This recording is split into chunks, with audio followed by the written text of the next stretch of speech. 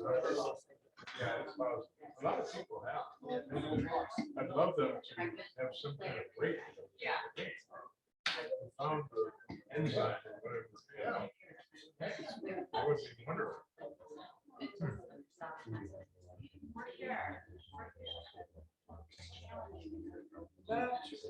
The time is 7 p.m. and I'd like to call this meeting to order. This is the Grosse Pointe Park Parks and Recreation Commission minutes of Wednesday. This is the meeting of May 11th, 2022 at 7 p.m. in the City Council chambers. Don't you have to pound the mallet to get attention? There we go. Roll call. I see that all the members are present.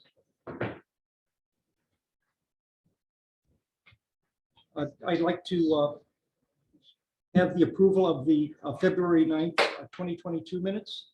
Do I hear a motion? So moved. Do I hear support? Support. Any corrections, changes, modifications? Hearing none. All in favor say aye. Aye. Any not in favor say nay. Hearing no nays, the approval of the minutes is carried unanimously. The next item on the agenda is public comment agenda items. Do I have any public comments? Please state your name and address before you begin. And you have 3 minutes. Who raised their hand first? Please.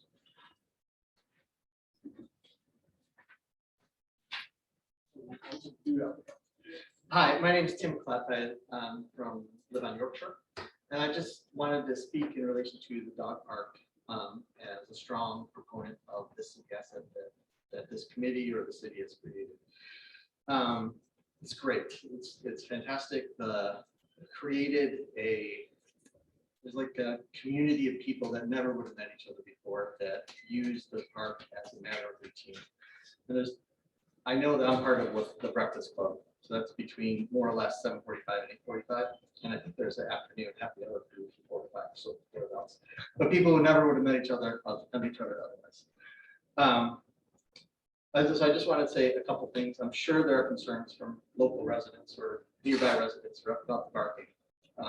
But I would ask you not to trust me. I would ask you if this is really a concern, that you engage in maybe some monitoring and recording of the park, because I will bet I'll put money on over an hour span between 8:45 and 7:45 and 8:45. There's maybe 10 minutes of overall barking, and within that 10, maybe 3 to 5 minutes of seriously annoying. It's typically driven by 3 things. First is the greeting committee. Dogs welcome each other when they come in, so there's a lot of barking around that.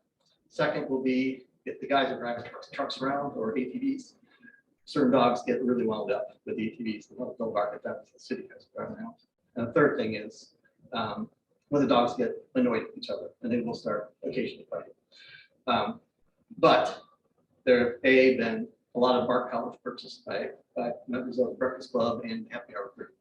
And B, we intervene to stop it because we know this. So people are intervening to stop it. So I would say, but you net that all out, I'd say on an hourly basis, probably less than 10 minutes overall barking and less than 5 minutes of serious issues. So I would just have you guys take that into consideration. I appreciate it. Again, it's an enormous asset for the community. Thank you very much for your comment. Next, public comment person, please. State your name and address. Yeah, hi, my name is Mark Aaron, 725 Grand Array. I guess we would be the closest to the dog park at the entrance. It's directly right behind our house. We used to deal with the dumpsters all the time, dumpster fire, those were removed, and then we got the dog park. Now, there was a meeting on the 27th of March that I'd like to know what came of it. With Chad and Chris. Yeah, I'm sorry. Yeah, I don't really know what happened. We're asking for the dogs barking to stop. It's not constant, like were saying, you know, there are certain times that are really bad super, super annoying. Now, I did see an email by you, Chad, saying that you sent somebody out and listened. And I think you're failing at your job by sending somebody out, not going out yourself, and spending time with the residents that are most affected. One dog barking, I know the question is, how many barks does it take, to annoy somebody for one dog? But we're not talking about one dog, we're talking about 16 dogs at one time. Dog comes up, like this gentleman was saying, that they greet each other. So there's 1, 2, 3, 4, 5, 6, 7, 8, 9, 10, 20, 25. My wife is trying to do business during these hours. It's between somewhere around 8 and then 4:30 to 5, somewhere. I don't have the exact. And there has been times that we couldn't even hear each other talk. She was on the phone the other day with a neighbor, and that has the dumpsters that I'm sure you're going to be hearing about soon. And they couldn't hear each other. Now, I think that kind of is a quality of life issue, and I would like to see a limit put on the number of dogs that can go in there. And in your email, you said you identify the people that go in there by their key fobs. But it's funny because the park people can't go out there and identify whose dogs belongs to whose people. So, I mean, that doesn't make any sense to me, how you guys control this. There has to be some better control. You have to give us more options to make us live with you. We haven't heard these other options. The walls that were built for the dog park amplified the noise. One of your employees said that, yeah, that fence should have been higher. And so I just ask for more help and understanding from Thank you. the park. Thank you for your comment. Okay, take it. Any other comments? Please. We love to from the. So I'm Leslie Barron, 725 Brandon Road. And yes, we met with Chad, Chris, and his name is Sean, the third person, on the 27th. And please. sure. Yeah, thank you. My husband and I and another neighbor met with Chad, Chris, and Sean on April 27th to talk about the main issues from Grand Marais. I guess we've had the view from the dog park. This is the view from Grand Marais. We need more monitoring of the dogs. We need better landscaping, better fencing, and actual soundproofing. There is no soundproofing whatsoever. And the third thing we need is just, I guess, more communication from Parks and Recreation Department, because we live with this every day. And it's not, we're not in our shoes. You don't hear the dogs, you don't hear the fighting, and you don't experience the frustration. So, I mean, I'm very happy for this gentleman and people that I've met, but they have to be cognizant that this is a residential area, and it was a residential area before it was a park. Thank you for your comment. Are there any other comments? Yes. Please. My name is Scott Oberstall. I live in Berkshire, and I also guess I'm in the pro dog park people group. I remember one day last fall, I was out there, this gentleman approached, he was filming us. Upset, which I can understand if it was constant. But at that point, nobody was making any noise, so I engaged in an approach to discuss. And kids were running from Grosse Pointe South. They were running cross country at that time as they went by. And he started talking about the dog park. And one of the things that went in my mind, if you're familiar with that park, which if we use it, there's a kayaking part of it where, of course, people go in there, have picnics, they make noise. The kids running through there, I said, well, they make a lot of noise when they run through there, right? And he said, you know what? I wish they wouldn't do that. That makes a lot of noise. Okay, all right, well, and understand it, if kids making noise, it's mostly footfalls because they're not yelling and screaming, they're running. They're using it for cross country. This is a public park. I said, I don't live, I consider, even though I don't back up to you with neighbors through the city. And I happen to have neighbors right back to me. And you know what? We don't have park hours for our dogs that are neighbor dogs. They don't go an hour between 7:45 and 8:10 or 8:45 or whatever it is, 7 and 8 typically, and then 4 to 5, 5:30 maybe. So we're talking about 2.5 hours a day, basically, where this might happen. I didn't get the luxury of that. I've had it at 10 o'clock, at 11 o'clock, at 12 o'clock at night, but you know what? Those are my neighbors. And I'm really glad that's not my dog out there doing it. Half the time, if any of you are dog owners, you probably know what I mean. And I think it's important to remember, what is it to be a neighbor? That's all I bring up is, you know what? When my dog does go to the park, and he can be a handful, but he's quiet because he has a bark collar, and that happens to be a pretty quiet dog in general. But I think it's important to keep perspective on life a little bit, understand what it's like if you did have neighbors and you didn't have a park backing up to you. What would your experience be like? You might have, you know, chances are there'd be 6 or 7 houses behind that, and those 6 or 7 houses, somebody's gonna have a dog. And dogs are like kids, you know, we can't do. You think you control things in life, we'll have a kid or a dog. Sometimes there's those moments where keeping them quiet is a little difficult, but overall we do the best we can.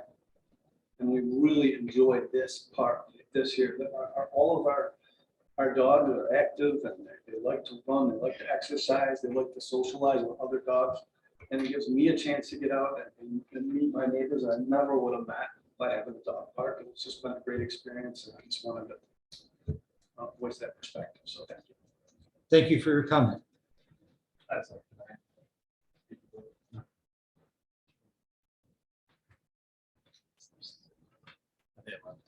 Speak twice. It's a rebuttal. You've made your comment. But this is not true. There's a section for public comment, non-agenda items, if you wish to use that, please. Is that acceptable? Thank you. Could I add a public comment? Sure, sure, please. Thank you. Just name and address. Name and address. Sure. Name is Nina Gazelle, 801 Pemberton Road. And we moved here 2 years ago. Didn't know anyone. The dog park people are some of the best friends I've met here. Our neighbors are amazing too. And it really has, like they said, built a community, but we're not here to talk about the community building today. We're here to talk about the noise in particular. I will say that my neighbors behind me have an old senile dog. They let out at 5 a.m. and it barks, right? And then I wake up for a second, I go back to sleep. It's 5 a.m. I know I live in a neighborhood. I have other neighbors behind me who have teenagers who have music playing late at night. A neighborhood, we're in suburbia. There's gonna be noise. And I agree, it would be nice to have the luxury of park hours for that noise to happen in, but not all of us have that. And agree, just that as dog owners, we are doing our best. When the dogs start barking, you can see all of us throw balls to distract them. Bark collars are coming out. If a dog is barking incessantly, they go home for that morning group. They're not sitting out there the whole time. So we're doing things we can to mitigate it. Completely also understand the point of more communication. I think that can happen from us to them, them to us, and through the committee here. So yeah, that's all I've got. Thank you. Thank you for your comments. Yes, please state your name and address. Hi, I'm Erin McMillan, and I live over on Beaconsfield in an apartment. And this has been a game changer for me because I don't have a backyard, and my dog is very active. I personally have bought 3 different bark collars, and I know everybody is trying their best. It's a learning curve with each dog. You don't know which dog is gonna set the other one off or what's gonna happen, but every owner is stepping in. When new dogs come in, I step back my dog from the gate so they don't bark. It's just to reiterate what everybody is saying. I'm immunocompromised. My dad is. This has been a huge thing for my social life, and just to be out there. We are all trying. I just hope that no judgments are made too swiftly, because we are all trying and it is a learning curve. So thank you again for everything you've done. It has been huge. I'm so sorry we make noise. We try to stop. Everybody is doing the best they can. I just hope that it's a slow process and no judgments made too soon. Thank you. Thank you for your comment. Are there any other further comments? Yes. Name and address, please. My name is Teresa Potts, 736 Lake Point, and thank you all of you for your service, for being here tonight and opening this up for public comment. I'm definitely pro dog park. It's been a wonderful experience to meet other neighbors, and at the same time, listening to Mr. and Mrs. Berry talk, I can certainly appreciate maybe some of their frustrations. And the dog park came in, I think it was new. It was sort of a new enterprise for the city to do this, and there's been a learning curve. I mean, it's not perfect. We clearly have some drainage issues which need to be addressed, and perhaps some landscaping issues. And as part of this journey in improving the dog park, perhaps we could seek solutions that would maintain this wonderful resource in the community and also address some of the concerns raised by neighbors such as Mr. and Mrs. Berry here, because I think there probably are mitigation strategies that we could try that would help, maybe a hedge or a wall or other. I mean, there's forms of insulation that can be used to dampen sound, and perhaps we should be looking at that. I'm happy to be a part of any solution for sure, but I really think this is such a great thing for the community. And I really hope we can all work together to come up with a solution that is best for all of us. Thank you. Thank you for your comment. Are there any further comments? Hearing none, moving on to the next agenda item, Windmill Point Park. Chad? All right. I'm going to start off with the pools, both the Olympic pool and the children's pool. As of right now, our summer schedule is looking like we will tentatively be open Monday, Tuesday, Thursday, Friday, and Saturday and Sunday. We'll be closed on Wednesdays more than likely, and we will go from 7 a.m. to 8 p.m. With a possibly a fee for the morning laps and most likely a fee for the 7 to 9 a.m. morning lap swim.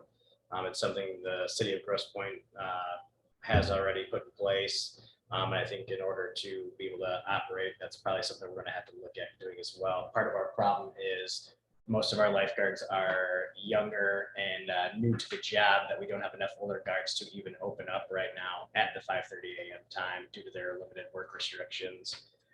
So that's going to present a challenge for us. That's why we're going with the 7 to 9 a.m. And try to keep the children's pool open the same type of hours. We're looking at what we're going to do there.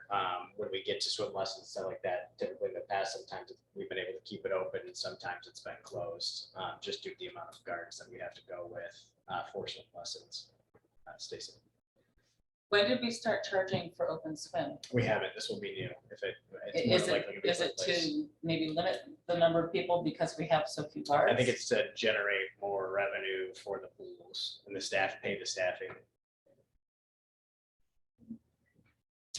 Yes. What's the fee? I believe it's going to, I think we're looking along the lines of anywhere between $80 to $100 for the summer per swimmer for the 7 to 9 morning lap swim for the summer. Understand you trying to increase revenue, but these are residents that paid for this already. Why charging them another fee? City administration thought that might be the best route to go with, especially with some of the other cities doing that. Like if I come in and rent the basketball court, I've never done that. Would I be charged? Yes. All right. Thank you. Yep. We'll look at summer programming next up. Also, we had just with the pools in general, we're working to get them starting the opening phases this week with staff. So we're cleaning everything. We did have an issue with some of the pipes with the new valves that were just put in by Aquatic Source during the opening. So we actually had to shut things back down. I sent pictures of it. They know exactly what's wrong with it, getting their crew back out. I'm hoping they'll be back out tomorrow. So basically what that does is just put us behind a couple of days with getting the pool warmed up. At least felt fairly comfortable with the swimmers still getting in there to clean and stuff over the next few days once the system's reactivated. That I guess the South swimmers are used to swimming in some cold water. So she's confident that they'll be okay with still getting it clean and ready to go. We have our in-service training this weekend, so that'll be great. The recertifications, things like that. So it'd be nice. We have a instructor that comes in and helps Elise with that as well. So it'd be nice to be able to see the staff that we have to work with. That will help us with some things further down the road of what we're working with. Moving on to the summer programming, the first thing I'll get off with is swim lessons. We're still up in the air if we're going to be able to offer those or not. The most important thing that I want to put out there is that we want to be able to offer quality and safe lessons for our kids that are learning to swim. Due to having mostly inexperienced lifeguards, young lifeguards, that can be a big challenge for them to be able to work with 4, 5, 6 kids at a time and be able to safely instruct them and teach them, again, depending on the number of hours our guards are working and things like that. I'm hopeful that we can make that happen. But I don't want to jeopardize or, have a bad experience for a kid who's 3, 4, 5 years old trying to learn how to swim. I want to make sure we can offer a solid program for that. We're planning on our tennis lessons just like always. We're looking for some assistant instructors as well. So if you know of anyone there that can help Julie, Julie's been teaching the program for probably 20 plus years. Phenomenal job. It always fills up. We always let a couple more kids in, but she does need some assistant instructors. So if you know anybody on any of the junior varsity teams, things like that, we are definitely looking for a couple more instructors. Stacy. With respect to the lifeguards being young, have you thought about any sort of retention programs so that you can keep them for the next 2 or 3 years so that you have more experienced guards over the next few years so that you can offer swim lessons? Is there something, probably plenty of business owners here in the park and, you got to do that now. Yeah. Yeah. We've tossed out a few ideas there. Some incentives we're looking at obviously are free fitness center memberships, maybe a double punch card a month for movies and things like that. Wages and things like that will definitely play a factor as they get a little bit older. I've also noticed we're kind of on the last year or two, Chris would probably agree, that we went through some of those 3 to 4 year lifeguards that are now either going off to college or not coming back or just diversifying their resume and things like that, grabbing another job. Because some places that we've been at the same one for 3, 4, 5 years, getting another job was a big focus for them as well. And it's one of those things that we are hopeful that with this new crew, we're able to take them through the next 3 or 4 years and then, most likely start over again. When is the pool planning to open? Saturday of Memorial Weekend. Okay. And then again, with the tennis lessons for the summer, if you know of anyone, we'll have some karate summer camps as well. And I am looking into more pickleball lessons. Those were popular in the summer and fall in the past. Unfortunately, Pickleball Patrick Cardinelli, who's been big and kind of got that whole program started with me, has had some health issues that are forcing him to be unable to do the lessons at this time. So I'm reaching out. I follow some Facebook pages and things like that. I know a lady who's big in the Metro Detroit area. So I'm talking with her to see if there's some individuals we can find in the area that might still be able to do those lessons. Let them know if things go well. Patrick, it's temporary because I'd love to bring Patrick, got this whole game started with me. So I eventually would like to bring him back once he's able to do so. So that's another one that's up in the air if we're able to offer. I also want to extend that to all of you. If you have any ideas, any suggestions for programs, anything like that that we can offer up, please feel free to let us know now or email or call. And we'll definitely consider it and see what we can do to keep adding programs. And I think we're trying to do as many as we can. Any questions there with the summer programming?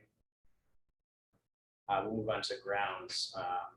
We're getting quite busy with that. The weather's starting to take a turn for the better. Warm weather, grass is growing, which then creates a lot of mowing, painting, projects like that, repairs in the marina, you name it, we've got it going on. So to help us with the limited staffing that we have, we are looking at potentially subcontracting out the mowing at both parks. I've got 3 contractors right now that have submitted bids. 2 have been basically informal. I'm just waiting for them to actually send me over the formal quote, but they at least gave me the number of weeks and the amount per park. So once I get those, I'll be sharing those. I can compare it to what it costs us for our current staff to handle that. Again, it's with limited staffing, you have to kind of decide on what you can attack in 1 week. Yeah, what takes first priority. So it's quite a challenge. Our maintenance staff has been great at taking all those on. They're helping. They're doing all the Tompkins Center setups now, weekends and weekdays. Again, mowing, painting, helping out with the lab and center. Again, Marina repairs, orders, picking things up. You know, the certain things with the movies. We're not getting deliveries from some of the vendors, so we're going out and picking those up. It's been a challenge, but they've taken it on, and they're doing the best that they can this time. It shows we haven't slipped too far behind right now, so I'm happy with them. I'm proud of them, and I appreciate all that they're doing for us. The tennis courts, I know we talked about that. We're getting the new tennis courts, and that has officially started as of yesterday. The fencing company's out right now. They're putting in the new sleeves and poles and setting the concrete for that. That'll take the next 2 or 3 days to make sure that concrete settles and things like that. And I hope to have the tennis court company in by early next week, maybe late next week, depending on what weather looks like. And they feel confident that we'll be open and ready to go by the time we start our summer tennis program, which is June 21st or 22nd, that Tuesday. They think that'd be plenty of time to get the courts done, and we'll have that and we'll move on to the next project. Are you resurfacing? Yeah, what we're actually doing is instead of just doing new asphalt, we're doing a Titan tracks, which is a material that they will put over. They will fill all the existing cracks and lay a layer over the top of it. The reason that I went with them is that one, they actually came in cheaper than most of the other bids for the other surface, but other companies, because of Michigan weather, as you all know, freeze and thaw, none of them would give me a warranty that it would last a year. This company will actually give me a 5-year warranty. So I called everywhere from Arizona to Wisconsin, Pennsylvania, you name it, and everybody that's had the surface put down has been happy with it. The occasional thing you might get is a few dead spots here and there. But again, if there's anything that goes wrong for 5 years, they're covering it. It's kind of the same thing. It's like putting sunscreen on. We will have to paint the surface as that starts to wear. There will be a paint that goes over just like you see on everything else. And you'll need to stay ahead on that, because if you let that go, then that will affect the integrity of the actual surfacing that they put down. So So I'll provide the grade. Yep. And what's it called again? it's Titan tracks. Titan track. And so I'm excited about that. You can probably go about every 5 to 6 years. You might be able to push a little bit longer. They also have techs that can come out and look at that and tell us if we can get 1 more year, something like that. My guess is it might be somewhere in the ballpark of, maybe 15 to 20,000 to repaint the surface. That's just a ballpark guess, but I've seen in past years of when Terry was here, that was what was redone before, and it was about that same ballpark. So I'm gonna guess that's what it would be, just to put the new lines and the paint stuff back over it again. Not super cheap, but not nearly as expensive as 130 to 180,000 for brand new courts. So I'm excited about that. We'll be putting a post out soon. That it'll be closed off for 3 to 5 weeks until the project's finished.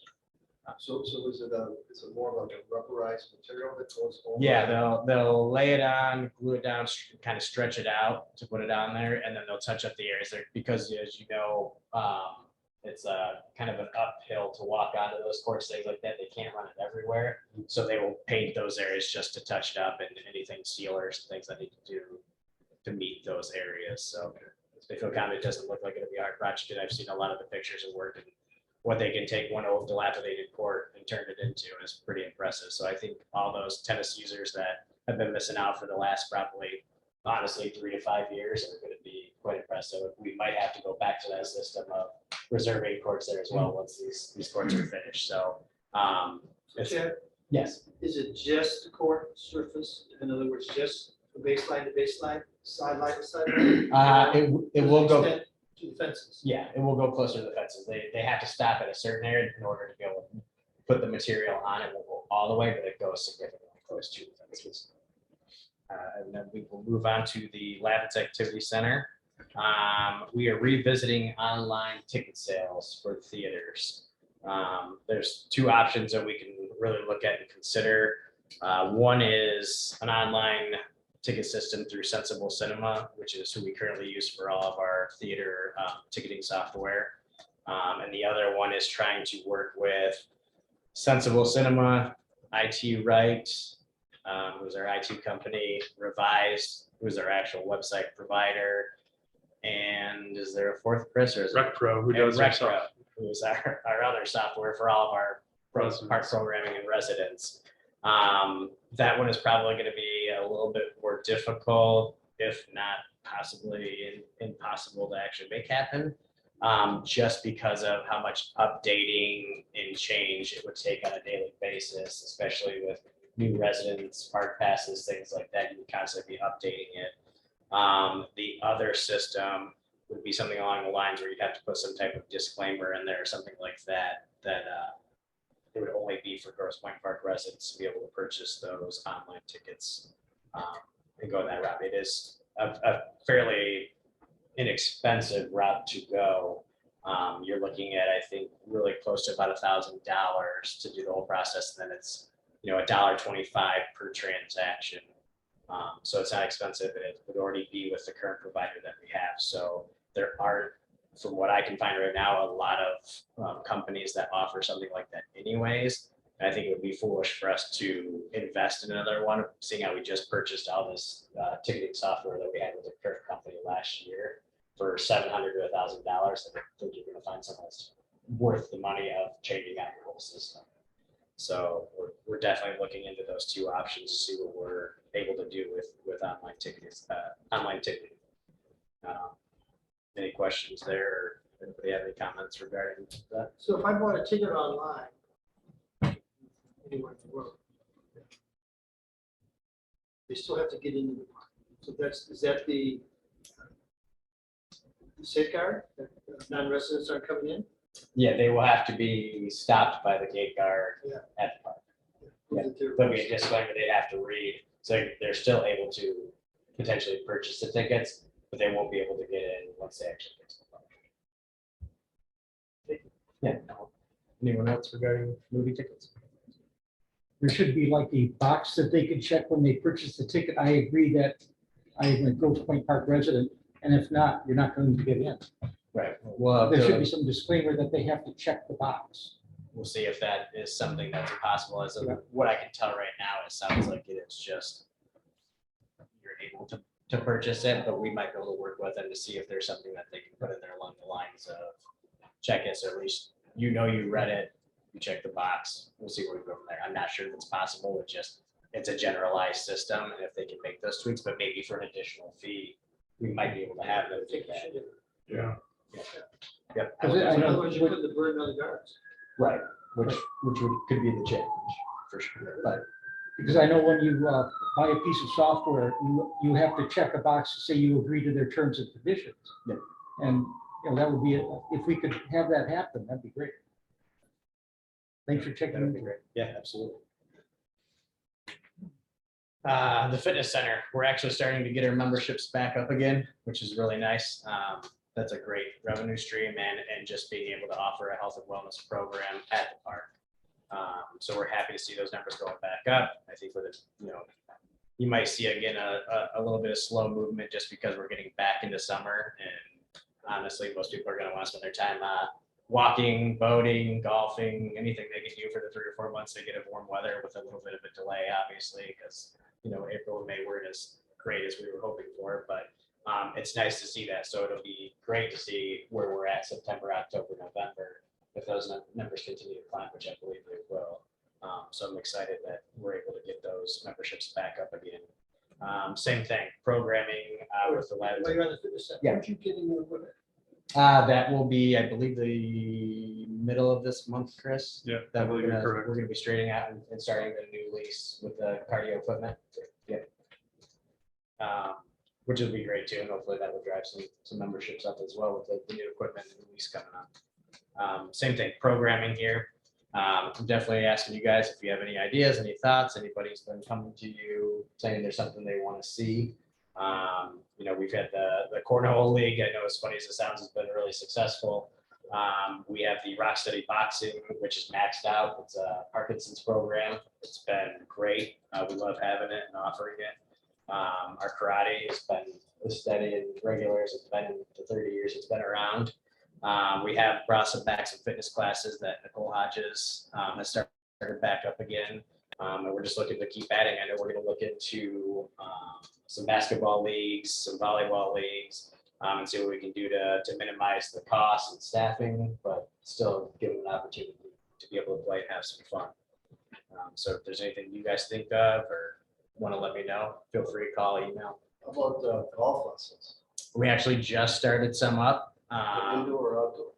Right now they're outdoor. Yeah, so maybe in the winter, you could offer them during the. Yep, and we've discussed inside, that. Yep, I'm working with Randy Miller, former professional golfer. Her husband is in charge of Country Club of Detroit with their golf program there. We've had a little bit of some issues with the times that we're offering them. I know there were some concerns about that and why we picked the times that we did. Honestly, it was because of what our schedule allows her right now. So we're looking at really something is better than nothing right now. We filled up the beginning of summer when school is out sessions in a matter of probably minutes. But she was looking for some younger kids that can fit in there. Maybe they aren't going to school full day, things like that, that are able to do it. This is just a work in progress.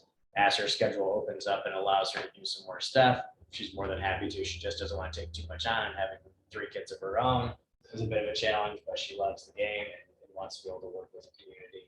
And can't say enough about how great a facility we have to be able to work with people at it. So she's offering youth and adult programs. So there's another one in the supplies and stuff that she has. We can easily move it indoor when we get to the fall and winter months, so in early spring. So that'll be great. We can do that year round with her.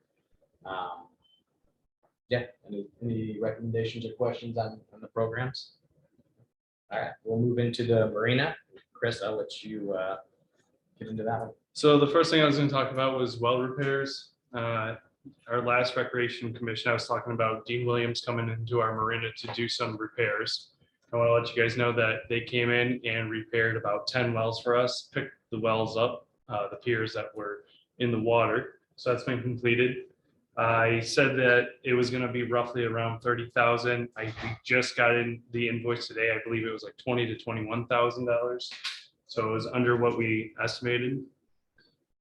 We also had RESA Power come in, and what they did was they checked our electrical panels, made sure that we didn't have straight current going into the marina. They checked our actual plugs, and they are going to give us that report this week, actually. So we should be getting that tomorrow or Friday. But we also went into rub rails. Obviously, every year and every beginning of the year, there's a lot of rub rails that needs to be replaced because of the winter. Our staff has already done over 20 of them, but so that we don't fall behind, we just met with the person who did the risers for us when we had the high water, and we're going to subcontract it to him to get a head start on it. As Chad said, we're kind of using all guys on grounds and getting the park ready for the summer. So instead of having our guys trying to do both, we're just going to subcontract it, and he'll be able to tackle the 30+ wells that needs to be addressed. Also, the main pier, we had a lot of potholes from the high water. That's being addressed by DPW, filling in the potholes with the rocks and the asphalt to fill in the potholes that were left by the water damage. Any questions on Weld Repairs? I have a general question. Are you working with less staff? As of right now, yes, we have less staff. Significantly less. Yes. All those are completed or not completed?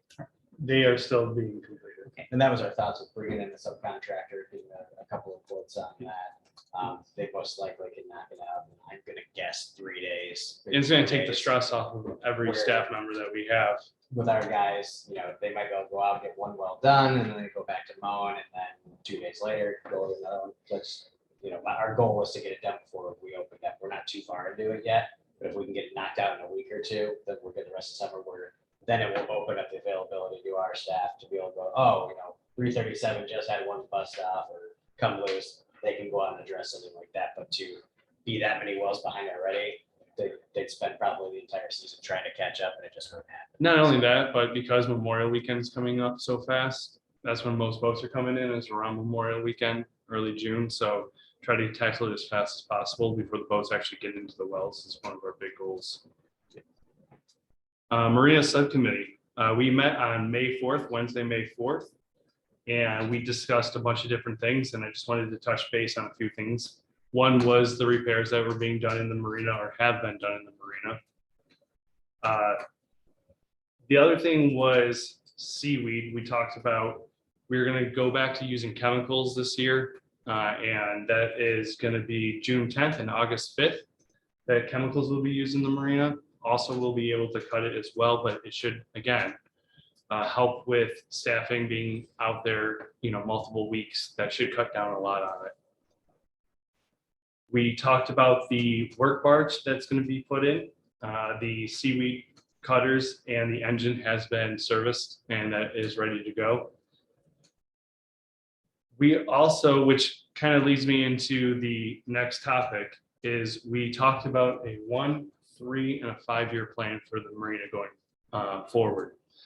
We had a discussion about it. We threw out some ideas, and then going forward, we're getting feedback from the subcommittee, which 2 of our members here is a part of it. And so I thought what I would do is just to list a couple that we discussed for the 1, 3, and 5-year plan, so that you guys can kind of hear, and we're going to obviously add on to it. But as of right now, what we're thinking for a 1-year plan is to basically maintain what we already have. We want to only do the emergency repairs as we did with the Dean Williams repairs. We want to help build the reserve of the marina, and going forward, which is going to lead to the 5-year plan, but is to go out and get bids with an RFP. And that is to eventually, hopefully in 5 years, bring a new marina to the city of Grosse Pointe Park.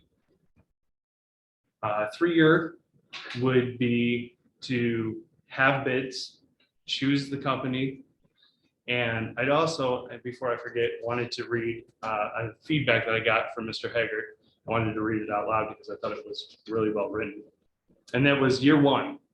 Start to formulate specifications for marina renovation, beginning with modifications that are considered to be the most necessary for continued sustainability of the marina in the future. Include a request for bidding contractors to make suggestions that they think that the city should consider going forward.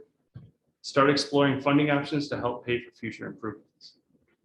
Year 3, make recommendations to the Recreation Commission, City Council on improvements to be made in order of priority, and start construction with the least disruption to marina users possible. And then year 5 would be a new marina. So you're talking about a state-of-the-art marina. It would be floating docks, power pedestals on every pier, which also you could use for your water lines, LED lighting, and it would be a brand new entrance seawalls that needs to be replaced. So there's a lot of different things that would go into a new marina as far as what we want to see as far as the city of Grosse Pointe Park. Obviously with that, there'd be new pricing. You have to stay with the times, and we have to be competitive with what's around us. And with the state-of-the-art marina, I think obviously that we could raise the prices, and it would definitely be absolutely fine with the marina that we'd be giving the residents of Grosse Pointe Park. Is there any questions? Yes, as I would understand it, we have some of the lowest rates of all the Grosse Pointe marinas. As of right now, we do, yes. And we have raised the rates 5% in the last couple of years, but that is also what the other cities have been doing with their marina. So we are basically in accordance or also doing what all the other cities are doing right now. We may want to touch base on the reserve as well, just to show by limiting what we've done, how we've been able to. So last year, or last couple of years, we've been really cutting back on what we're spending in the marina to try to build that reserve. Last time that we checked, I think we were around 60,000 in our reserve. And we are now in the around 214, I think, $1,000 in our reserve. So we have been building that by cutting back on what we're doing for that 1-year plan. So As chairman of the Marina Subcommittee, in 2020, I went out and surveyed all of the other Grosse Pointe marinas, shores, woods, et cetera. Farms, yeah. And I know there's a common misconception that we are by far lower than their rates. By that survey that I did, that was not the case.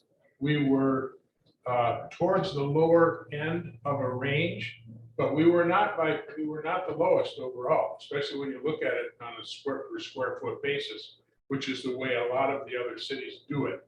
That's the way they price their rentals. So what I think we need to do is update that survey again and see. well, I did exactly actually where we this year. stand. Okay, I did good. compare us to all the other cities and put it in square We footage. need to look at that on the subcommittee, I think, Absolutely. because I keep hearing this, oh, you get the lowest rates all around. Well, wait a minute, that's not what I found only 2 years ago. So. We'll be able to set that. Yeah, absolutely. Radically changed, I don't know. Absolutely. I don't mind sharing what Yeah. what I found. Yeah, okay, good. So Chris, with the switch over, do we lose a season? If you put in. If we were doing a new marina, the goal would be to start later and end sooner, so that it'd be less disruption for our boats. Basically, maybe cut the marina off, Maybe, maybe by yeah. a month or two and open a month or two later if possible. I think that would be the best solution for everyone, so that we still give the boaters something for the year. And, you know, It's Mother Nature, so. yeah, and I mean, I believe most boaters don't even come in until after Memorial Weekend, June, so I think that would be the best solution is right now. And they also brought up the possibility of going after some of these Russian oligarch yachts and see if we can get them in here, so. Take up the whole marina. Say use it as a seawall. Nothing is off the table, nothing's off the table. Yeah, I just wanted to comment. I think it's great to look at the other cities and see what their rates are relative to ours. So I want to see those numbers again. I think you shared them. Well, we should look at the market too, because obviously, even if Oh, yeah. I of course couldn't go to Grosse Pointe Farms and try to get a slip there. My only option would be to go to Zapp's, which when I checked, the rate was more than just over double what I'm paying for a comparable size slip right now at the park, which is great. But I think we need to include that as well, to go up to St. Clair Shores, to go to Keens, and include those true market numbers as well. Good point. Absolutely. I just think that if you have a marina that is state of the art and what everyone wishes they could have, I think that we could easily justify the price for it. And I'm actually giving you more data to perhaps support that. Perfect. I would think, yeah, so to be safe, more than likely, we would be the most expensive or right at the top market But price. we there, would have just the best because, marina. yes, we would have the newest state of the art marina, so we're gonna be right up there. Or as competitive as we need to be, depending on how you go about getting the funds and things like that. Well, I think You the have to fund- be comparable to the market as well. You can't be But the point is, $1,000. I think we're kind of paying for what we have right now. Yes. The marina right now is, I'd love to see more in the engineering report, but it's probably at the end or beyond, it's life expectancy. So, And that's why, again, the 1-year goal, we don't want to do huge improvements and stuff like that, because we don't want to sink a lot of money into something that we're just going to have to redo when we do it. is there a, if you were to identify the biggest risk in the next year or two, is there an engineering risk with any of the seawalls? I think you mentioned it, Larry, you had the engineering report about the break wall, and where the chicane is, the entrance. Yeah, at the harbor entrance, they did mention, and I myself and my crew have noticed that there are 3 holes in that lower seawall just downstream of the harbor entrance, which we all know is going to need to be replaced. Absolutely. But I don't know that that is any sort of imminent danger to anyone at this point.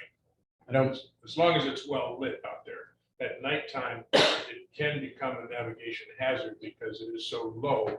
If the lights go out, people think they can plow right over that and they can't. Right. And I believe too, with Dean Marine just recently being there and having to come through that area, they probably would have made a point to let Chris know, hey, you got some Absolutely. issues there and it needs to be addressed now. They didn't mention anything of that. And I think even with the 2 or 3 companies you had come out, basically said it wouldn't be worth the time and money to try to repair it. It's probably beyond that. Yeah, the cost effectiveness was not there to repair it with all the companies that came up. So I have a question. So you were talking about a state of the art marina. What does that mean to the committee? In other words, you're comparing our prices with the other parks and the other marinas. Have you looked at the other parks and the other marinas, like, oh gee, we'd like to have that? Or are you going based on the recommendations of the people that are coming in? Or who's putting together the wish list is what I'm We're asking. working on both, basically. We're taking feedback from the Marina Subcommittee, and obviously, we're gonna probably put out a survey there and make a priority of what the residents or what the Marina people would like. So I think that the best solution is to get not only the people that are in the Marina, but the people who we have on our committee. And more than likely, we'll be able to have those professional companies come in and tell us as well, what's our best plan for the space that we have. We know the most popular size boats and things like that. They'll be able to tell us what we can work with, and also tell us what's the best type of floating dock we need to go with for the cost of that, depending on the material of that. But we're looking at obviously the bells and whistles, but obviously jet ski slips will be a big one. So, but yeah, I think working together with the community survey subcommittee, working on it, and having those professional companies come in and tell us what they think works best and what can allow us to have the most amount of slips in there that would physically possible. Be the way to go. Get as creative as we can with it. Any other questions? All right, move on to Patterson Park. I'll start off with the dog park. There have been some concerns with the view, the landscaping, the noise coming from the dog park. I have exchanged emails. I did visit with a few of the residents along Grand Marais. There's some things that we're working on. I've already been in touch with Backer Landscaping, trying to work with them on what we can do in some areas of the park to increase or add some more landscaping there to help with that. I've also, even in our preseason gate guard meeting to start off the summer, there's a journal that is separate from everything else of any incidents that is put in place just for the dog park. So any incidents, concerns, things like that that happen, they're recording all of those. I've also asked them to, part of the problem is if they receive a call from a resident or anything like that, they'll jump in the golf cart, they pull right up to the front of the park. Well, as one of the gentlemen said, if a golf cart or a truck or something like that pulls right up in front of the gates, it usually tends to trigger the dogs even more. So I've asked them to get a little bit creative themselves, like a detective, and maybe come into the pond area, come along the privacy fence and watch and monitor for a few minutes. So don't just, as soon as you get the call, drive down there, go to the entrance gate and say, hey, you guys are being too loud. That's not really going to be the best way to handle it. It's not going to solve the problem, because they're saying, well, they only started barking because I pulled up, and if they say they couldn't hear them. I do know that there's been a few times where there's been calls and it's actually been dogs just on the other side of Bedford and things like that. I'm not saying that's every time. There's clearly been times that it's come from the park. But I'm working with staff. I have actually been down there 3 times myself during those mornings. That I know that's where it was said that I had some people go down there. I've been down there 3 times myself to monitor it. And I've also had some other staff. I've set it up with the gate guards to where one would be working in the gatehouse covering for about a half hour. So some of the other ones can go down there and just monitor, talk with them and let them know, we want to try to stop this as early as we can before it gets even worse than what it already is. And just have that communication, more of a friendly communication with the dog park users and things like that as well. Not go up there and just tell them you're being too loud, we're shutting it down, things like that, but let them know, hey, if this continues to go, we've got to come up with some more ideas and work on it. I've also been talking with some others, possibly about the collars and things like that, potentially even having like a K9 to 5 or something like that come down, monitor for a week, things like that, and potentially hold some type of event where they can work with it, they can address some at those peak times we know are what really is the problem. We don't hear anything between, I'm gonna roughly say 9 AM to 3, or 5:30 to 7 or 8. Now that could change because as it gets warmer and lighter, longer, and things like that, it might extend into a later time. But it sounds like there's 2 times for those key groups, and that's what we can work on. We can also bring in some other professionals to help us with that. When they mentioned about how we can log the users on the entry gate itself, yes, that is correct. The gate guard doesn't know who's going in there at the time, other than they're showing the key fob and their park pass. When they use their key fob, that goes to point alarm. So there's a daily log that is kept all the time. That's where we're able to go in and say, can you give us the users from Monday the 21st between 7:45 and 8:45, and they will send us over the list of those 10 dog park users. That's where we're able to stop them at the gatehouse and then say, hey Betty, hey Rick, just a heads up, this seems to be your group. You guys are quite the regular users here. We want to let you know what's going on. This is how we need to work. We're going to be monitoring stuff. And when we get to that point where we have 3 times that we have a certain individual or something like that, that it's been called on, or we can figure out by going back and looking at the footage, or having the gate guard monitor, supervisor, myself, and see it and say, okay, that's clearly 4 days this week has been the instigator. That's usually what it takes, probably, is one of those dogs. Like another gentleman mentioned, when they first come into the park, absolutely, they're going to run over, they're going to jump a little bit, they're going to bark, probably, I'm going to guess 15, 20 seconds, something like that. I'm not saying it might not be a minute and a half or anything like that, but it's like, okay, I know who we are now, we're friends, we're going our way, we're going to create, another buddy's come in, we're running up. So I'm not going to say there might be 5 or 6 times throughout that morning time period where they're getting to be who it is again, get comfortable, then go. What we're looking for is that dog who at that point doesn't stop. Then they start to agitate the other dogs, get it riled up. We're looking for the instigator. So that's what our aim is now, is to find that one so we can have those conversations with them and work with them. We don't want to get to be at a point where we have to suspend them for 2 weeks and figure out an alternative, then bring them back and say, all right, we're going to watch again. We're going to see this. Yep, clearly they're just not getting it. We're going to have to deactivate your pass. And until we can really find a measure that helps you improve on that, you're just not going to be able to attend the dog park. So we want to be able to fix this and resolve it sooner than possible. We also have to take into consideration that this is really going to be our first true year of the dog park. We're going to run into some issues. There's going to be some growing pains. There's no doubt about it. But hopefully we can work on that. Is doing the review of the tapes and talking to people hypothetical, or is that happening? No, we've been talking about it. Okay, so we've identified 1 or more dogs that are the instigator, and we've talked to the residents. Yeah, and that's going to continue to be even more of a focus now, especially going into the summer, to have more staff keeping an eye on that and really pinpointing those 2 or 3 who seem to be, I don't want to say the problem dog, but the challenge for us to get that right, because it's going to be getting even busier as, I would say, the next 3 or 4 months go on, to work with that. And we've got some groups, some individuals we're going to reach out to see if we can take that head on and solve it before it becomes another 4 or 5 months that we're revisiting this again and trying to get that one. And do we have counts for the morning group in the afternoon? Typically, it's in the range of, like, I would say 8 to 12. I don't really 8 to 10. That's a solid core group there. No, you're okay. Any thought about whether we can begin limiting during those hours as we attempt to address this thing? Because we are trying to balance how to make this work. Can we put a limit on the numbers during a particular point in time until we get a better handle on some of the noise management? I'm not a trained professional on dog parks by any means, obviously.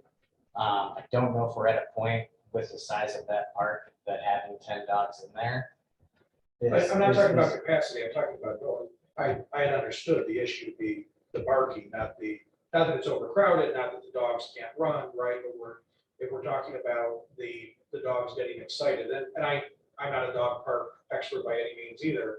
If we're talking about the dogs getting excited every time a new dog comes, it seems that putting a smaller limit would help mitigate that as we try to address things like fences or hedges or whatever other protocols would help this.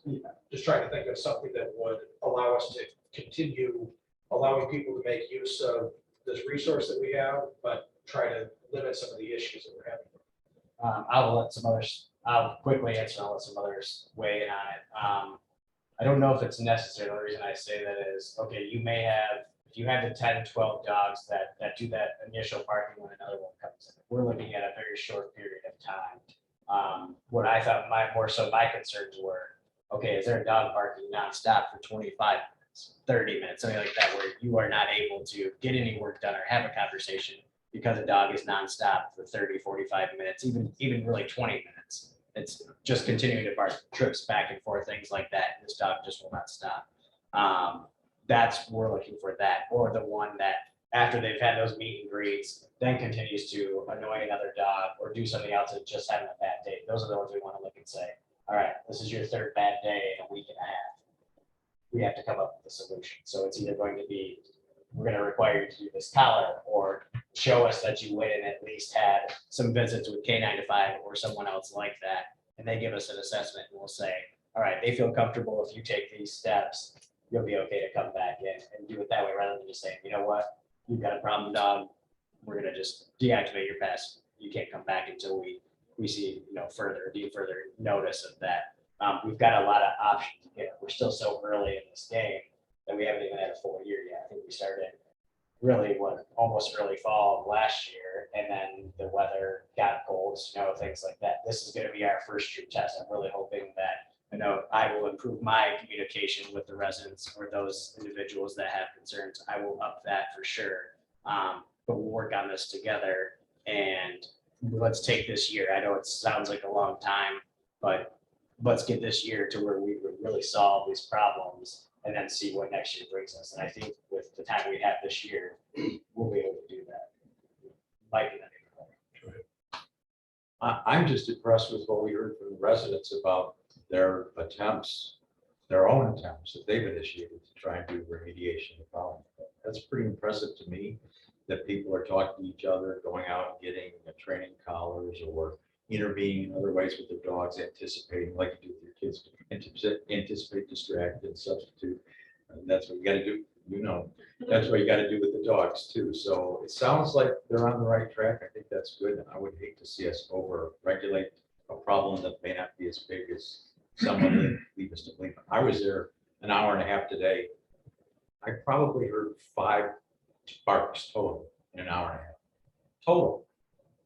That's not a problem. Now, if that's not typically, fine, I'll go back, but I went in anticipation of this meeting. That's what I saw. So. And that's what I maybe ask of some of you too, some of those peak times your schedules may not allow for, maybe you could help by just happening to be around the park at those times, walking by the pond, the pickleball courts, down the privacy area, just to see that. You can report back to me as well. I'm going to work a bit more again with the challenging of the staff, myself, just being a little bit spread thin. I haven't got down there as much as I'd like to. Like I said, I've only been there about 3 times during those times. And I'd like to work on being there more to check those things out. But again, with those individuals getting the collars, things like that, I think that's something that will help us. Working with another dog company, things like that, we can solve some of these problems throughout this year and really address it quickly and see what we can do to help everyone out. To make Where I was going with this is that really these guys have taken an initiative. I think it's really great. And if they can continue to do that, I mean, just like when somebody in the dog park, their dog poops. How many people in the dog park say, by the way, Joe, your dog is pooping? Nobody lets another dog get away with it. Everybody makes sure the owner knows. And if they can transfer that kind of interaction to dog barking and make it known to the rest of your, what have you got? Breakfast club? Yeah, breakfast club is 8 to 9. And the other one, happy hour. If you could let those members know that this is an issue that needs to be continued to address and get better, that may really nip a lot of this. Just real quick for you, the big part of that too will be that relationship that they have with our gate staff. Because if our gate staff, I've got a couple gentlemen I can think off the top of my head. Tom Michaels, who usually works support, probably one of the nicest guys I know, and again could get caught up in the conversation about anything and everything for a bit too long. But that's the type of guy he is. that's someone who can stop those users and just say, hey, look at it. I'm trying to do you a favor, but I'm also trying to do a favor with these residents that are calling in. I'm trying to help both of you out. You need to work on this. And then that's where they can stop down. It's not they're just going down, pulling up in the golf cart and getting on the microphone and saying, why aren't the dogs out? And then they start barking even more and they're going back. But when they get those calls, just pulling right up to the front gate, just saying, gotta quiet down, gotta quiet down. It says, hey, Bill, just so you guys know, you're kind of the group right now. So let them know, have those conversations with everybody in there. I'm gonna stop down, talk with them and then dress, watch it from afar for a little bit, then go up and have that friendly conversation. Just don't go right up to them and say, you need to quiet all the dogs down. This is a problem. Talk to them a little bit about how's the day going? How old's your dog? By the way, we've got a couple of calls. I think I might know which one it is. I'm not gonna name any names right now, but maybe it's time for them to go. Maybe there's something to work on. Why don't you give Chad a call? He's got some ideas, things like that. And I really think give us this year, and I think we can fix this, these concerns and things like that. Again, I don't think it's an entire day problem or all that kind of stuff. It just happens to be in some crucial times for the residents that live around there. And I completely understand. I know that goes depending on when people's workday start or end, or even just being able to step out after a long day on the back patio and have a beverage or enjoy that or something like that. I don't want anybody to think that I don't understand that and get that. I do. So we're putting some things in place. This information has been turned into the city manager, things like that, the assistant city manager, so they're aware as well. And we will continue to work on this and we'll get it right. But certain that we'll be okay with it like this. One other potential solution that was brought up early on in the planning of the dog park that I haven't heard mentioned in a long time is a ultrasonic device, super high frequency device that can be triggered that helps control barking dogs whenever it hears barking. And as I recall, I remember I even looked into it at the time. It wasn't that expensive and it was able to cover, acreage, just having speakers out there well positioned that would set off a very high frequency above the human hearing range, and would help control the dog barking. It might be something to reinvestigate a little bit. The other thing I thought about with dogs barking, and I happen to have one that lives right next to me that barks its head off all the time. And I've thought about asking the owner about a muzzle, to put a muzzle on it, because when you get a muzzle, I know you don't want to be punitive to the dog, but that would help hopefully keep the sound to a minimum because they can't open their mouth quite so much with a muzzle on. Might be another thing to think about. Yeah. They can still participate in the fun with their other dog buddies. The collar that the people were talking about, Larry, is a similar idea. You could have a training collar on the dog that will emit either an ultrasound or will emit a tone or a vibration, but it's unique to the dog that's barking. The issue with what you're talking about is one dog barks, 30 dogs get an aversive tone. Yeah. You wouldn't like They all- somebody to shock you every time. Well, then they gang up Yes. on the dog because they're Well, buddy that's barking, saying, shut up. In a rational way, perhaps, but. Oh, I thought they were talking about the training collars like we have in my family, where the owner can trigger an electrical impulse that That's one gets kind. the dog's attention. Yeah. That's one kind, but there are also ones where. Is that what you guys are talking about? Mine is, it's stimulated by a feet barks, physically barks. Right. Then it sends a stimulation like you're talking about. And if it doesn't work, and he barks again, or he's barking louder, then it automatically just up until. I see. But it's just for his dog and the other dogs don't get the bad. Just cutting out. Yeah, yeah. So that's. That's out of the battery, or if it's not tight enough, sometimes they'll catch them. The Mhm. only time my dog does bark when someone walks by our house, that's the one time. Okay, well, just throw everything out on the table. Chair, It's a solution. I think, thank you, I think what are active measures? I think I don't have a dog, but I've been a dog owner and I've been part of dog groups. Dog parks are more, it's just about as much about the person as it is about the dog. So I not agree with limiting the groups that people enjoy parks. Glad to see that we're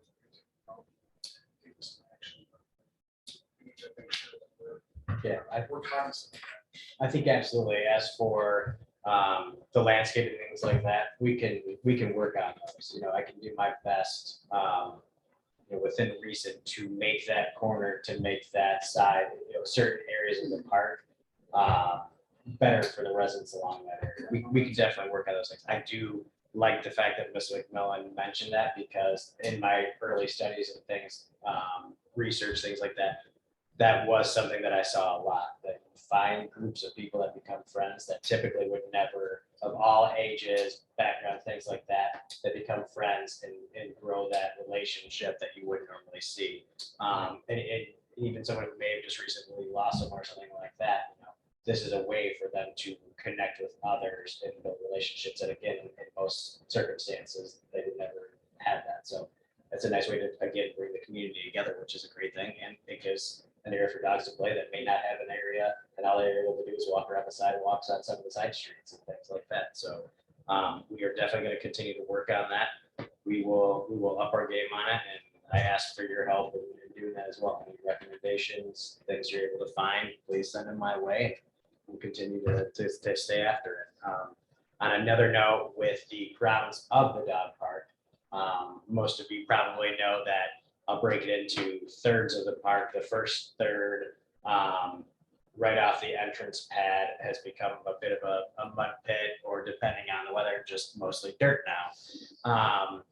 And then the valley in there too is an area that, probably holds some water, gets wet at times, things like that. And then the back third, usually relatively is pretty good. There's a corner section that's a little bit low, but really the grass seems to be great at all times. And I think some of the groups have told me, even in conversation, that they try to move them back to that way, so they're in different areas of the park. It's just some of those things that some of them like to hang out right at the front of the park, and as so do the dogs, because they like to be close to their owner for most of the time. So that's where you get a lot of that traffic. I'm working with Backer, and I hope to have a quote within the next week or so to put AstroTurf on that first third of the park, and then in that valley, do the gravel that's just along the perimeter of the park from one side to the other. So completely go gravel there, and then keep the back third, the natural grass that it is. Hopefully put up a little bit of a shelter or something like that as well, maybe a 10 by 10, 20 by 20, something like that, in case you run into inclement weather, something like that. There is an area to take cover and be under. Just, we're not put a lot of things. We don't want to set it up with picnic tables and trash cans and become a party area, but somewhere that you can take cover or just rest under, get out a few more areas to get out of the sun, things like that. And also work on putting in a little dog obstacle course or something like that too, without eliminating too much of the open space. That's what we're really focused on keeping, but there's a few fun things that we can put in there, and also decorate that little valley area, a couple fire hydrants or something like that to add a little color in with the gravel. But I think that would go a long ways, and that was a recommendation rather than any wood chips or pea stone or something like that becomes more of an issue than the material that's around that perimeter. It can still allow the dogs to be able to walk without kicking up and moving too much stuff around. So I'm hoping and excited to see what that price is. And I think that would really solve a lot of the problems, because it's really one main area, and I think the turf will help with that. And it's obviously a much more cost-effective solution than trying to do AstroTurf and create drainage and all that through the entire park. So it'll be okay. Did you mention a shed? Not a shed, like a shelter, like a free shelter, kind of like the shelter we have in the back of Patterson Park, but a smaller one. Something that's just kind of, again, something to take cover under that would look nice, but give you something that in case it starts to rain or something like that, you just get caught in something, you can get over it. Yeah, I'm just saying if it comes out of nowhere, something like that, and again, just a nice little shade area. Yeah, and we don't have to, it's just something that's been thought, or if someone brings it up as a donation or something like that, it's just a consideration. So as you work through all these maybe intermediate range plans of dividing it up, I think there's some more serious immediate things that have to be dealt with from walking it today. I mean, there's some holes like this, like somebody's gonna die. They're gonna get a compound fracture, the femur. Yep. So we need to fill some of those holes. Dogs or man or one man will be seriously injured. What caused those holes, I surely don't, but some of them are pretty big, and That's what I was wondering if they have a steam shovel that they got. Yeah. or like a tennis ball got stuck and they were really, really trying to get it out. It could be, but some of them are big enough you could fall into them and that we shouldn't let. I would say that's more than likely, that's an easy enough solution for us. We can grab one of the mules, Kawasaki mules, throw some dirt in there, just have to, so we have the entrance gate for 10-15 minutes, fill them. Exactly. We Just a safety issue. Yeah. Thanks. Again, it's helpful. That's where I'll improve a little bit too, to try and get in there and check the grounds a bit more. But again, if anyone sees that, dog park users, email that to me, give me a call, let the gate guard know and say, hey, if you can call or email chat, let them know you got 3 or 4 holes out there. I'm hoping that maintenance is able to do every day when they're checking the trash and changing things like that as well, but they may not be taking as in depth of a walk, or depending on how tall the grass or something is in certain areas, they might just not be catching it. Or again, as spread thin as they are, it's change 2 trash cans and get out of there and move on to the next thing. So yeah, that would be helpful with anything in that matter to let us know. We can address it fairly quickly. Chad, overall on this, with the FOB issuance, that we had more interest than we were projecting, or as much? I know we've obviously had a lot of positive interest, but I know you had some projections heading into this, and we had the numbers of registrants we were expecting. That's one thing I forgot to mention. To make it easier on all of the dog park users, we moved all registration to City Hall at Public Safety. So there's no going back and forth to park or accidentally going down to Patterson. So I believe, Chris, tell me if I'm wrong, I think we were maybe just over 300 at the end of last I year. believe that's correct. I have not touched base with Marta recently to find where we're at, but I can do that first thing tomorrow and send out a message just letting everyone know where we're at compared to the end of last year to where we're at this year now, and see how many have renewed or didn't renew, or put some feelers out of why the numbers are down, if they're down, or they might be the same or more than we actually anticipated. So Yeah, 300 is a great number. I was curious as to whether we're going to be able to meet demand, or how this works out as we get in the first year. Right. And again, with that, if we're even anywhere close to the 300, really seeing a max of 12 dogs or so at a time, and our peak times really isn't that bad when you think of the overall number that we've got registered. So I'll try to find those numbers out tomorrow and send them out. Well, the nice thing is undoubtedly the number of registered dogs has gone up significantly too, because you have to have a registered dog for the FOB. Many people didn't bother to You register good to their include dog. that in your report, yeah. They definitely had to give out, I believe, a paper license because they were not Oh, is that anticipating right? that many actual passes. We'll move on to pickleball. Just wanted to touch on that. We've had a lot of activity on the pickleball courts as well, a lot of play, a lot of demand for more courts.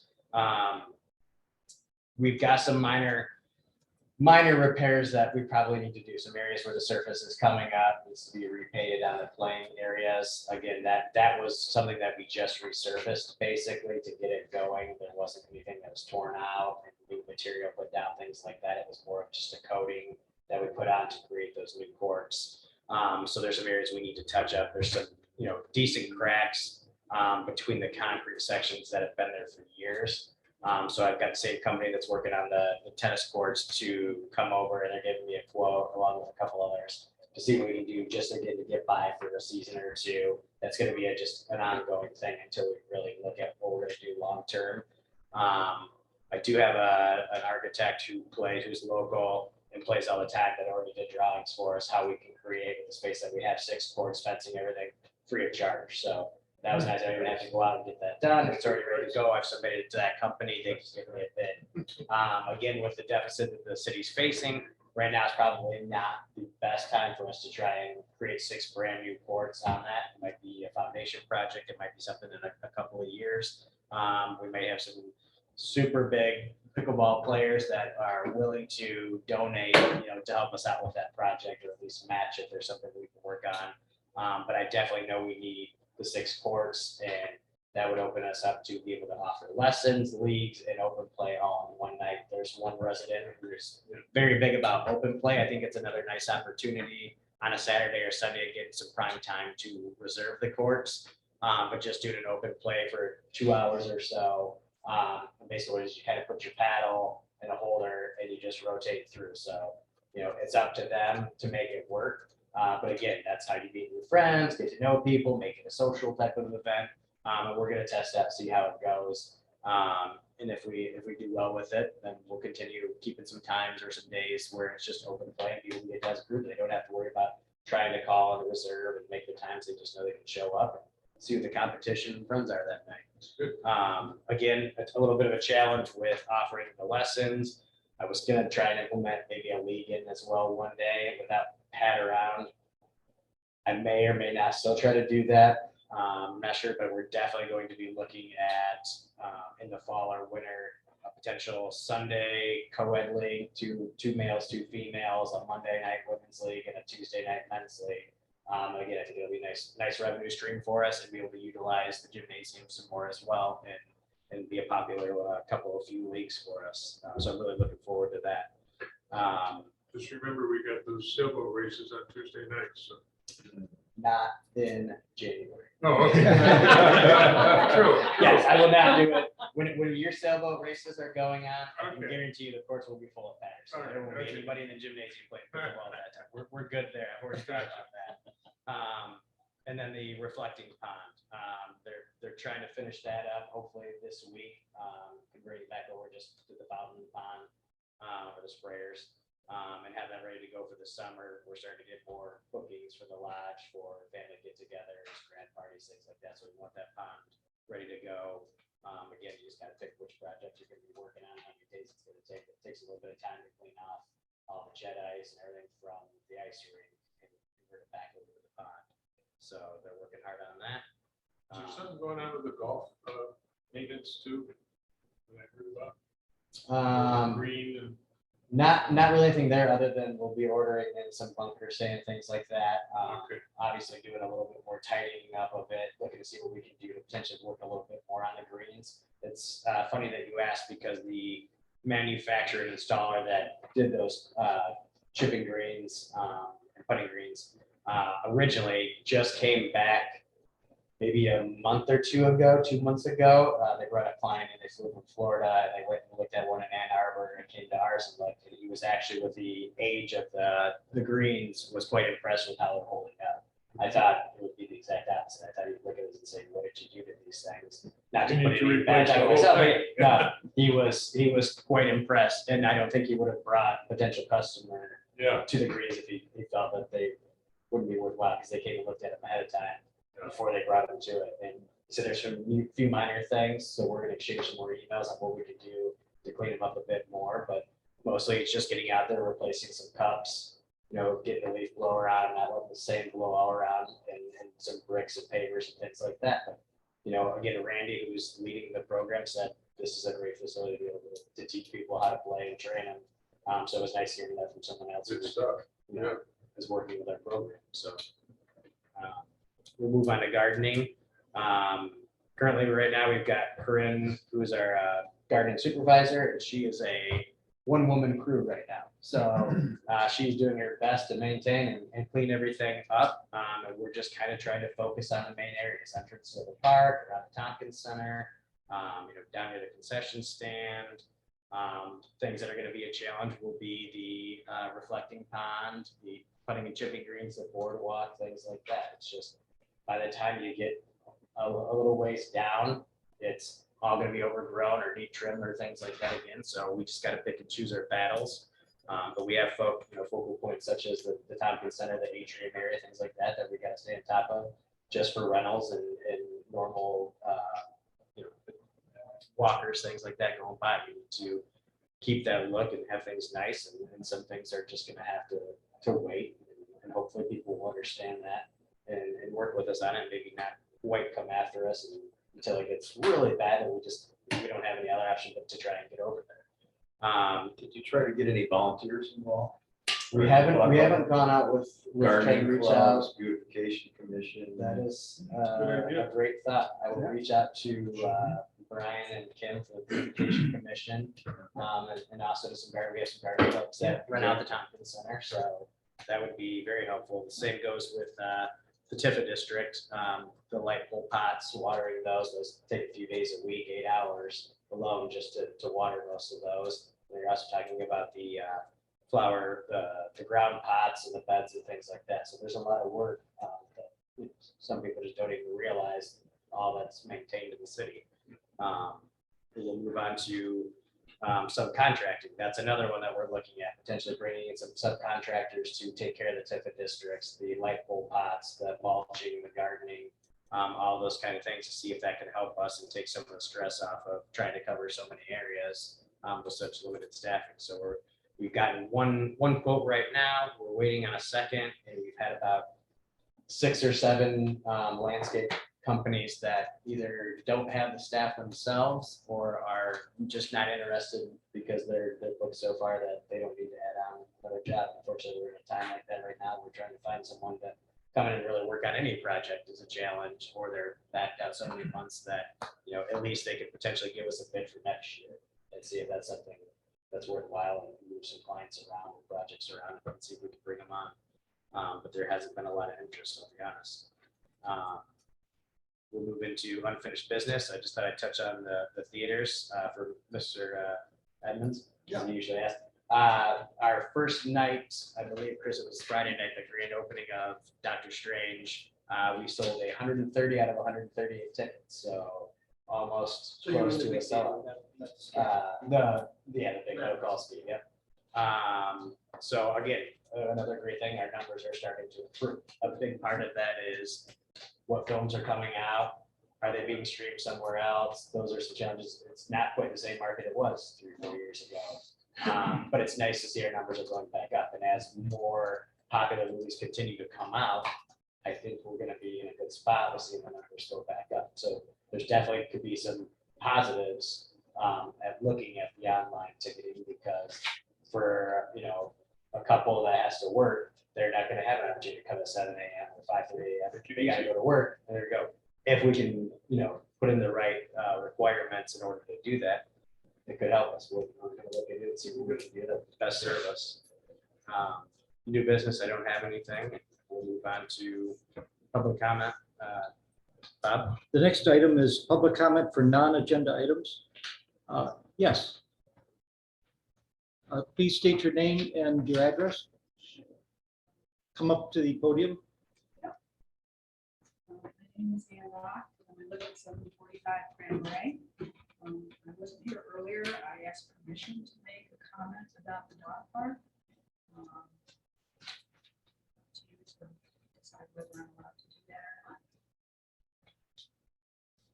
Please speak. Yeah. Okay. I mean, I've had some issues with that before, so. Could you speak up a little bit? Yeah. I think that tonight was very interesting. I'd like to say that I really don't want this to be an adversarial process.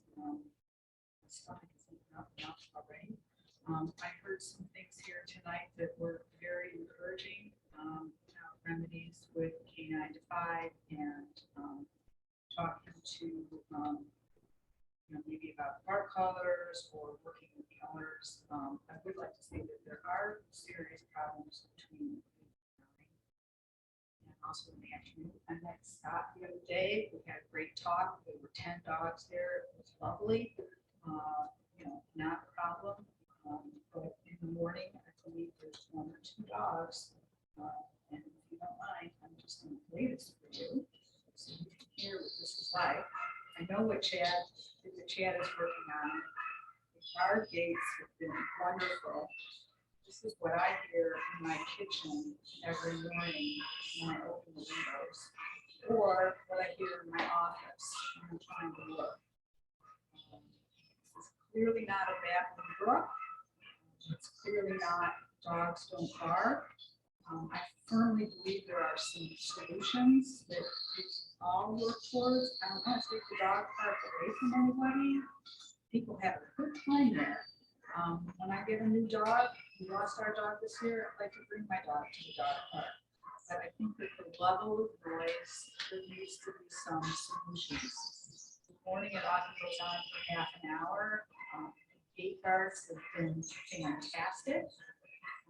But I think we need to, like Chad said, continue to work towards solutions. This is 1 minute of a 10-minute segment of what we hear. Chad, just to point out, I know I called you the other day, Zachary wasn't there when we did this, so this was. I was gonna ask you that, if Yeah, you could no, tell me the they date weren't and time, there because there was that day, yeah. landscaping work that It's was just, done. you know, Sure, that day. thank you. And so I'm asking you as a group to consider what we hear, and take our complaints and our concerns seriously. And I'm offering any help that I can to help work towards a solution where all these fine people can continue to use the park, without having such a deleterious effect. So thank you very much. Thank you for your comment. Are there any other comments? Yeah, I just want everybody to know that we're pro dog park.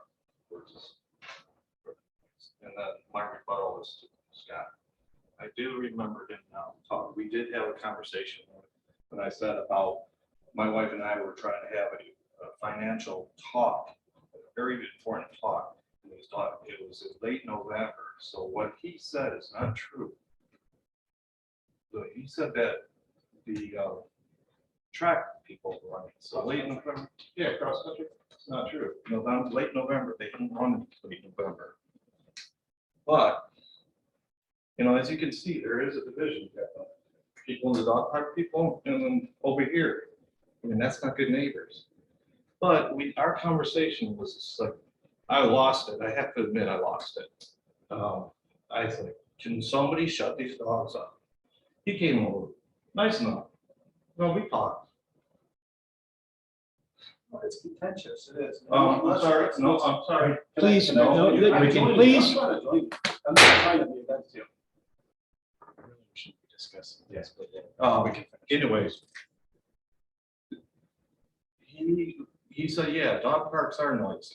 You know, dogs bark. They, you know, do annoy you, but so do boats. And then it's just like, the conversation was so absurd for me. I just like, I went numb.